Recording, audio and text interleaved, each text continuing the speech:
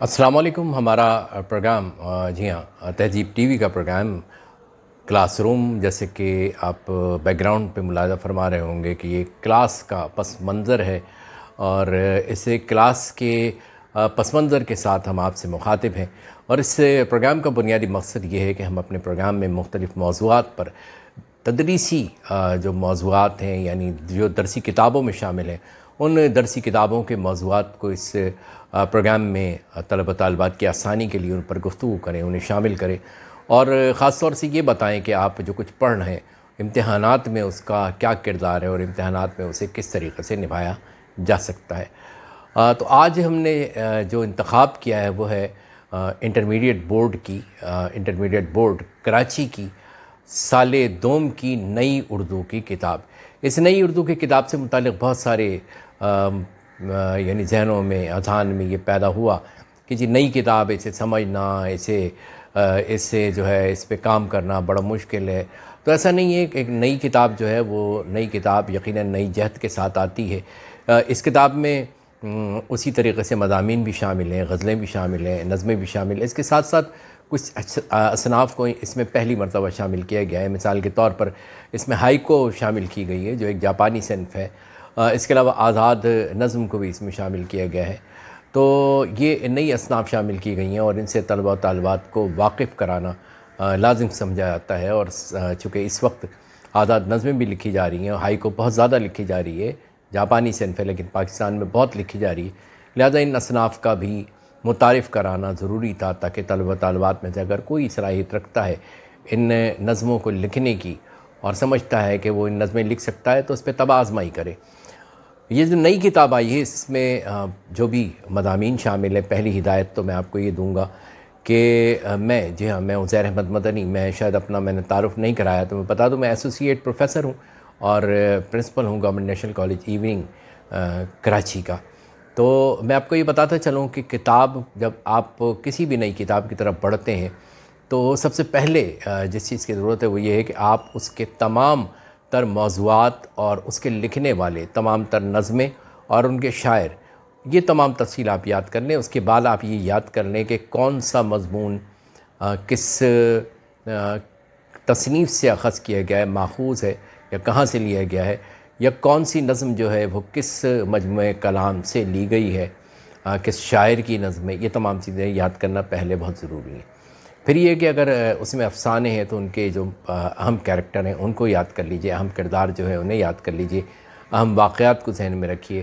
مضامین میں جو مشکل الفاظ آ جاتے ہیں، مختلف موضوعات پہ گفتگو کرتے ہوئے جو مشکل الفاظ آتے ہیں، ان مشکل الفاظ کے معنی آپ کو معلوم ہونے چاہیے.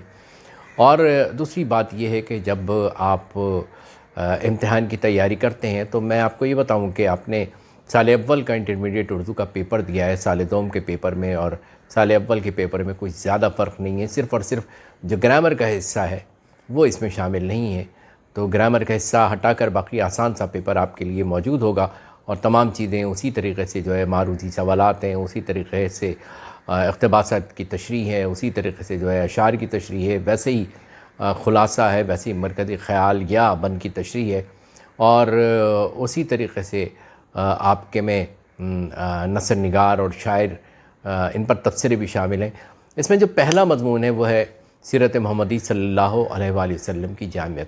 تو اس بات کو یاد رکھیے گا کہ سیرت محمدی صلی اللہ علیہ وآلہ وسلم کی جامعت جو علامہ سید سلیمان ندوی کی تحریر ہے، یا ہم یہ کہیں گے کہ تقریر ہے. وجہ یہ ہے کہ یہ علامہ سید سلیمان ندوی کے خطبات میں سے ایک خطبہ ہے. یہ خطبات بعد میں کتابی شکل میں آ گئے اور وہیں سے اس خطبے کا ایک حصہ آپ کے نصاب میں شامل کیا گیا. خطبات کا مطلب ہے تقاریر.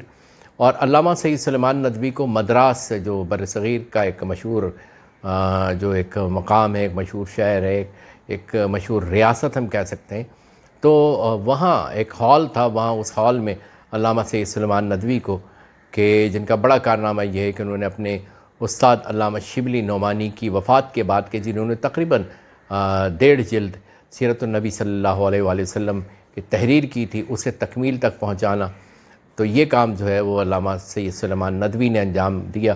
تو اسی سلسلے میں علامہ سید سلیمان ندوی کو جب مدراس کے اس ہال میں بلایا گیا تو انہوں نے جو تقاریر کی اس میں سے ایک تقریر میں سے یہ اقتباس آپ کی کتاب میں شامل ہے۔ اس اقتباس کے بارے میں یا اس مضمون کے بارے میں یہ سمجھ لیجئے کہ اللہ رب العزت نے اپنے نبی صلی اللہ علیہ وآلہ وسلم کو جامعیت اور اکملیت عطا فرمائی۔ جامعیت اور اکملیت کا مطلب یہ ہے کہ اللہ رب العزت نے اپنے نبی کی ذات میں تمام انسانی اوصاف، تمام انسانی صلاحیتوں کو جمع فرمایا اور مکمل ترین شکل میں، یعنی قیامت تک کے لیے اگر انسانیت چاہے حکمرانی ہو، چاہے وہ سپہ سالار، چاہے وہ تاجر کی حیثیت سے ہو، چاہے وہ منصف کی حیثیت سے ہو، چاہے وہ ایک باپ کی حیثیت سے ہو، چاہے وہ ایک شوہر کی حیثیت سے ہو، یعنی کسی بھی حیثیت میں اگر انسانیت یہ چاہتی ہے کہ اسے کوئی رول ماڈل ملے کہ جس کے نقش قدم پر چل کے وہ کامیاب ہو جائے، کامیابی حاصل کرے، تو قیامت تک کے لیے اللہ کے رسول صلی اللہ علیہ وآلہ وسلم کی ذات مبارکہ میں بہترین نمونہ عمل ہے۔ ہم کہتے ہیں کہ قرآن کمپلیٹ کوڈ آف لائف ہے، یعنی زندگی گزارنے کا مکمل طریقہ۔ تو اللہ کے نبی قرآن ناطق یعنی بولتا قرآن ہے، آپ قرآن کی مکمل تفسیر ہیں، جو کچھ قرآن میں ہے وہ آپ کی ذات مبارکہ میں موجود ہے، آپ کی سیرت میں موجود ہے۔ لہذا قیامت تک کے لیے اگر انسانیت کو رہنمائی کی ضرورت ہے تو اس کے لیے واحد اور عالمی رہنما اللہ کے رسول صلی اللہ علیہ وآلہ وسلم کی ذات مبارکہ ہے، اور یہ کسی بھی معاشرے کے لیے، چاہے وہ کسی بھی مذہب کا ماننے والا ہو، ہر معاشرے کے لیے آپ کی ذات مبارکہ ہدایت کی روشنی اور آپ کی سیرت پر عمل فلاح کا راستہ ہے۔ تو یہی اس کا مرکزی خیال ہے۔ اس کے بعد پھر جو حمد شامل کی گئی ہے مظفر وارثی صاحب کی کہ وہی خدا ہے، ایک بہت مختلف حمد ہے اور اس لحاظ سے مختلف ہے۔ ویسے تمام حمد جو ہے وہ مقدس ہیں، پاک ہیں اور متبرک ہیں۔ اس حمد میں ان لوگوں کے سوالات کا جواب دیا گیا ہے، بہت ہی چٹکی بھر لوگ، مٹھی بھر بھی نہیں کہوں گا، کہ جو خدا کی ذات سے انکار کرتے ہیں۔ انہیں بتایا گیا ہے کہ جو اس کائنات کے تمام تر نظاموں کو چلا رہا ہے، تمام تر نظام کو چلا رہا ہے، وہی خدا ہے۔ جو کہتے ہیں کہ سب کچھ خود ہو گیا، یہ ایک بگ بینگ کے نتیجے میں یقیناً بگ بینگ ہوا، وہ بھی اللہ رب العزت کی مرضی سے ہوا، لیکن اس کے بعد بگ بینگ کے بعد، یہ دھماکے کے بعد چیزیں منتشر ہوتی ہیں، لیکن کائنات میں انتشار پیدا نہیں ہوا، بلکہ ایک نظم و ضبط کا سلسلہ ہوا، ایک ڈسپلن ہوا، اور اس ڈسپلن کے تحت یہ کائنات آگے چلنے لگی۔ یہ چاند، سورج، ستارے، سیارے، یہ سب اپنے اپنے مدار میں گردش کرنے لگے، اور کچھ پر اللہ رب العزت نے زندگی بھی بھیج دی۔ یہ تمام اللہ کی مرضی ہے۔ تو آج ہم اللہ رب العزت کی ذات کو اگر پہچانتے ہیں تو اللہ کی نشانیاں جو جگہ جگہ بکھری پڑی ہیں، یہ خوبصورت پھول، یہ پھل، یہ لق و دق صحرا، یہ جھاگ اڑاتے سمندر، یہ روانی والا دریا، یہ اونچے اونچے پہاڑ، یہ تمام کی تمام اللہ کی نشانیاں ہیں۔ انہیں دیکھ کر ہم اللہ کی ربوبیت، اللہ رب العزت کی عظمت کو تسلیم کرتے ہیں۔ سو انسان نے اللہ کو نہیں دیکھا، لیکن ہر انسان کے دل میں اللہ رب العزت موجود ہے۔ خدا کا تصور انسان کی فطرت میں شامل ہے، اسی لیے کہیں بھی ہو، کسی بھی جگہ ہو، وہ کسی نہ کسی کو اپنا معبود بناتا ضرور ہے۔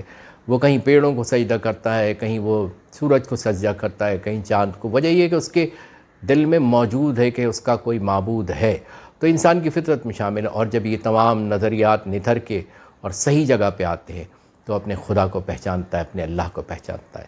لہذا اس بات کو ذہن میں رکھیے کہ اللہ تعالیٰ کی ذات بابرکات، اللہ رب العزت کی ذات اس پوری کائنات کے نظام کو چلا رہی ہے۔ جب ایک گاڑی کو ہم یہ کہتے ہیں کہ جب وہ خود نہیں چل سکتی، جب ایک طیارہ خود نہیں چل سکتا، تو پھر اتنی بڑی کائنات خود کیسے چل رہی ہے؟ لہذا وہ جتنے بھی ملحدین ہیں ان کو میرا یہی جواب ہے کہ آپ بغیر کھانا کھائے پیٹ بھر لیں، آپ بغیر چلے اپنی منزل پر پہنچ جائیں تو میں مانوں۔ پھر جب یہ کسی سبب کے بغیر نہیں ہو سکتا تو آپ کیسے یہ کہہ سکتے ہیں کہ کائنات بغیر کسی خالق و مالک کے چل رہی ہے اور خود ہی چل رہی ہے؟ یہ ہے حمد کا خلاصہ، سمجھ لیجئے۔ یہ حمد کا مرکزی خیال اسی میں پوشیدہ ہے۔